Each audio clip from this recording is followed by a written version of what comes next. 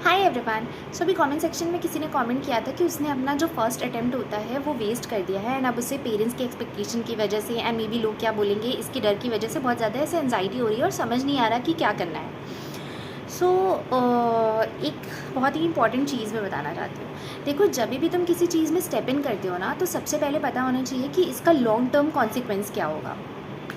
जैसे कि see medicine as an whole या फिर आप कह लो कि MBBS as an career is a long journey, ठीक है। And trust me, you have to study a lot.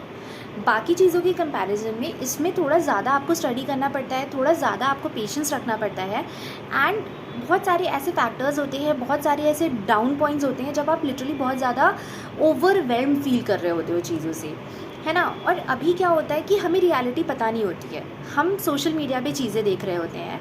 Trust me guys, all those medical influencers out there, they are not showing you the 90% of the time they spend in studies, ठीक है। ट्रस्ट मी, MBBS में gold medal लाना is not easy, ठीक है। तो अगर आप किसी की लाइफस्टाइल देख रहे हो और अगर आप ये देख रहे हो कि ये इंसान इन्जॉय भी कर रहा है, पढ़ भी रहा है और क्या नाम है, अपनी लाइफ ठीक ठाक बैलेंस कर ले रहा है, तो ट्रस्ट मी उस बैलेंस में वो बहुत एक्सपर्ट है, क्योंकि not everybody can balance. And अगर आपको लगता है कि आप चीज़ें बैलेंस कर सकते हो, लॉन्ग टर्म में इतना पेशेंस रख सकते हो, तो ही इस चीज़ में आई थिंक आपको स्टेप इन करना चाहिए। अदरवाइज़ क्या होता है, आप अपनी एक सर्टेन लाइफ इमेजिन करके इसमें जब आते हो ना, तो थोड़ी दिक्कत होती है। जैसे कि अगर मुझसे कोई बोले कि हाँ तुम्हें इतने नंबर ऑफ़ टाइम के लिए पढ़ना ही पड़ेगा, so maybe I would mind much, क्योंकि मुझे वैसे भी और कुछ आता नहीं है। I have like no habit. मतलब लोग जब मुझसे पूछते हैं ना कि मतलब तुम्हें करना क्या पसंद है, पैशन क्या है तुम्हारा, so I don't have anything to say, क्योंकि ना ही मुझे कुछ म्यूज़िकल इंस्ट्रूमेंट बजाने आता है, ना ही मुझे सिंगिंग आती है, ना ही मुझे डांसिंग आती है। तो मुझे बेसिकली कुछ आता ही नहीं है और मुझे मूवीज़ देखने में भी पता नहीं क्यों इंटरेस्ट नहीं है। मतलब basically I don't have any interest in basically anything और एवरीथिंग पॉसिबल, ठीक है। और जो मुझे पसंद है वो है घूमना, तो उसके लिए अभी मेरे पास ये नहीं है।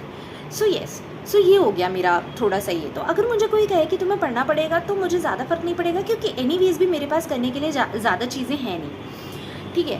पर अगर तुम कोई ऐसे इंसान हो जिसको फ़न लविंग लाइफ पसंद है, थोड़ी light side of the life पसंद है, ज़्यादा चीज़ों को बैलेंस करना नहीं पसंद है, हैपनिंग रहना पसंद है, तो फिर आई think you should not go in this, ठीक है। तो पहले, क्योंकि जितना तुम नीट में पढ़ रहे हो ना, ट्रस्ट में उसका बहुत ज़्यादा तुम्हें MBBS में पढ़ना पड़ता है। देखो, जो मेरा कॉलेज है उसमें जो फर्स्ट ईयर होता है एंड जो फाइनल ईयर होता है, ये बैरियर ईयर्स होते हैं। Second and third year are comparatively chill. तो सेकेंड एंड थर्ड ईयर में तुम कुछ भी कर सकते हो, but first and final year में तुम्हें बहुत पढ़ना पड़ता है।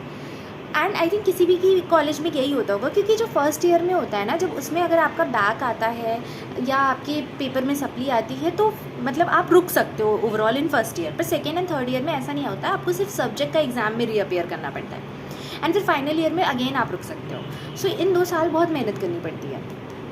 एंड कुछ लोगों का ये होता है कि वो एंड मोमेंट पढ़कर चीज़ें कवर करके एग्ज़ाम दे लेते हैं, बट कुछ लोगों के साथ ऐसा नहीं होता। एंड मेरे साथ ऐसा होता है कि अगर मैंने शुरू से नहीं पढ़ा है तो मेरा एंड में भी पढ़ने का मन नहीं करता है। सो एक कांस्टेंट नंबर ऑफ़ आवर्स, मैं ये नहीं कह रही कि ऐसा होगा कि अगर 30 दिन है तो 30 दिन तुम्हें पढ़ना है। सी लाइफ इज़ अ साइन करना, तुम हर दिन उतना नहीं दे सकते हो, बट हाँ कुछ ना, ऐसे मेरे भी कुछ दिन होते हैं जिस दिन मैं कुछ नहीं करती, कुछ नहीं पढ़ती, ठीक है, सिर्फ फ़ोन स्क्रॉल करती हूँ।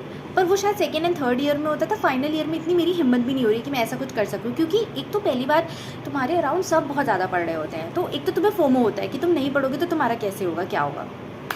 सेकेंड थिंग, खुद भी डर लग रहा होता है, क्योंकि इतनी सारी चीज़ें बैलेंस करने नहीं आती है। आई मीन 11 पेपर्स देना is not an easy task, ठीक है। तुम खुद सोचो, कभी दिए ही भी नहीं है इतने। एंड फिर उसके बाद अगर तुम्हें MBBS के बाद करियर स्विच करना है, किसी और चीज़ में जाना है, तो फिर ठीक है। पर अगर तुम्हें नीट PG देना है, तो अगेन तुम्हें 19 सब्जेक्ट्स पढ़ने हैं and it's again going to be a cumbersome task, ठीक है।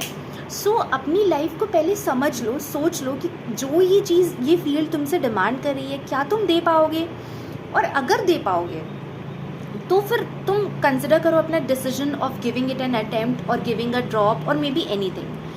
बट जस्ट बिकॉज कोई तुमसे कह रहा है कि तुमसे तुम्हारे पेरेंट्स कह रहे हैं या मे बी रिलेटिव्स कह रहे हैं या तुम्हें किसी को कुछ प्रूव करना है, तो इसमें मत आओ, ठीक है। क्योंकि ऐसा नहीं है कि तुम अगर नीट नहीं दोगे या तुम डॉक्टर नहीं बनोगे तो तुम कुछ और नहीं कर सकते। Like I have seen people जो बहुत ही बेसिक कोर्स करा, जिन्होंने जर्नलिज्म का कोर्स किया, देन उन्होंने डाइटिशियन का कोर्स किया, and then finally they are अभी बहुत अच्छे डाइटिशियन का काम करके they are earning and a good sum of money. जैसे मेरे ही साथ के लोग हैं, तो अभी उनमें से बहुत लोगों ने जिन्होंने फील्ड चेंज करी थी वो बहुत अच्छा अर्न कर रहे हैं, बट मैं दूर दूर तक कुछ अर्न नहीं कर रही हूँ, ठीक है। तो ये होता है। तो ज़रूरी नहीं है कि तुम मतलब इसी के थ्रू तुम अपनी लाइफ सही कर सकते हो, ऐसा कुछ नहीं है। तुम खुद को एक बार बैठ के सोच लो, क्या कुछ ऐसा और है जो तुम बेटर वे में करके तुम अपनी लाइफ सही कर सकते हो, तो go for that. It's not like this is a dead and, ठीक है, कि ये नहीं तो कुछ भी नहीं, ऐसा कुछ भी नहीं है। बट हाँ, अगर तुम्हारा ये पैशन है, ये नंबर ऑफ़ आवर्स तुम दे सकते हो, या तुम्हें लाइफ में कभी कुछ सोचा ही नहीं है डॉक्टर बनने के अलावा, तो तुम इसमें आ सकते हो, क्योंकि फिर तो ये तुम्हारा पैशन है एंड फिर ये जो भी डिमांड करेगा तुम कर लोगे। सो इस बेसिस पर अपना जो भी तुम्हारा नेक्स्ट स्टेप होगा ये डिसाइड करना।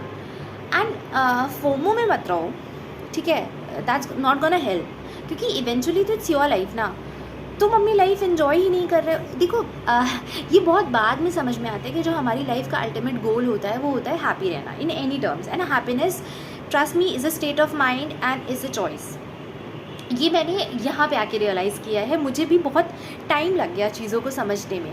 पहले मैं भी हर छोटी बात में खुद को विक्टिमाइज़ कर लेती थी, हर छोटी बात में खुद को ये सोचती थी कि मेरे ही साथ क्यों हो रहा है, मेरे ही साथ क्यों हो रहा है। बट जब तुम आते हो ना, जब तुम और लोगों के साथ और लोगों की लाइफ हैपनिंग्स देख रहे होते हो, तो तुम्हें पता चलता है कि तुम्हारी लाइफ के इवेंट्स तो इतने बड़े हैं भी नहीं जितने बड़े तुम सोचते हो। समझ रहे हो? जब तुम मतलब बहुत सारी चीज़ें होती हैं, तो इसलिए ना खुद को विक्टिमाइज़ करो, ना खुद को ये सोचो कि तुम्हारे ही साथ बुरा हो रहा है। इनमें से कुछ भी तुम्हारी लाइफ नहीं है, it's just a part of a life, just a lesson phase, take it as a lesson, move on, ठीक है। और देखो ये होता है ना यार कि अगर तुमने मैं ये नहीं कह रही कि अगर तुमने ये वाला टाइम वेस्ट किया है तो तुम अपना नेक्स्ट भी वेस्ट करोगे। I think you are not dumb. अगर तुम परेशान हो कि तुमने ये वाला वेस्ट कर दिया है, तो आई डोंट थिंक तुम नेक्स्ट भी वेस्ट करोगे एंड तुम फिर से चीज़ें रिपीट करोगे, मुझे नहीं लगता। But still I would say कि एक बार शांति से बैठो, बिना किसी और के बारे में सोचे हुए, सिर्फ अपने आप के बारे में सोचो। And trust me, eventually our parents also want कि हम हैप्पी रहें। ऐसा नहीं होगा कि वो चाहेंगे कि हम बहुत परेशान हैं, हम बहुत दुखी हैं, बट हम डॉक्टर बन जाएँ, ऐसा कुछ नहीं है। तो तुम पहले एक बार बैठो, शांति से समझो कि तुम्हें अपनी लाइफ में क्या चाहिए and then go for it.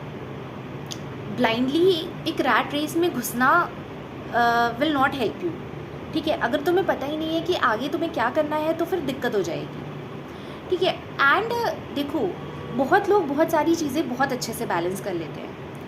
I am not somebody जो बहुत सारी चीज़ों को बहुत अच्छे से बैलेंस कर ले। In fact if I have too many things on my plate, I tend to get troubled, है ना। बहुत ज़्यादा मैं परेशान हो जाती हूँ, मुझे बहुत टेंशन होने लगती है कि क्या होगा, कैसे होगा, कितना होगा। ऑल्दो मुझे पता है टेंशन नहीं लेनी चाहिए, चीज़ें अपने फ्लो में हो जाती है। All you have to do is keep doing it, right.